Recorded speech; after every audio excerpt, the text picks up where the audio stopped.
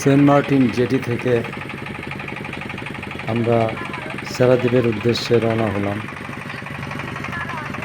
সমুদ্রের নীল পানির মাঝখান দিয়ে আমার বোট এগিয়ে চলছে। বিশাল বিশাল সমুদ্রের ঢেউ পেরিয়ে আমরা চলতে লাগলাম।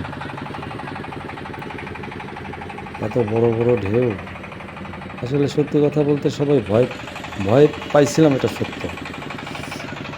কারণ আমাদের ইচ্ছা ছিল আমরা সম্পূর্ণ সেন্ট মার্টিন রাউন্ড ঘুরে আমরা সেরাদ্বীপ যাব, কিন্তু সমুদ্রের এত বিশাল বিশাল ঢেউ ছিল যে আসলে আমরা ওইভাবে যাইতে পারিনি।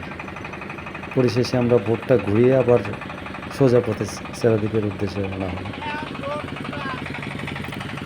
অসম্ভব সুন্দর, এখানে না আসলে বোঝাই যায় না যে আমাদের দেশের মাঝে এত সুন্দর একটা দ্বীপ আছে।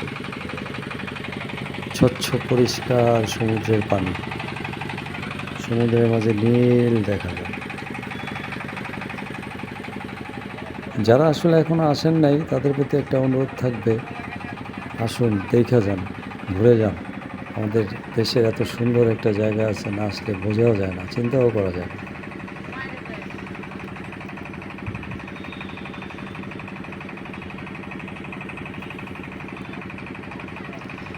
কত সুন্দর স্বচ্ছ নীল সমুদ্রের নোনা পানি, এমনটা আসলে আমাদের দেশে কখনো দেখতে পারবো চিন্তাও করি নাই।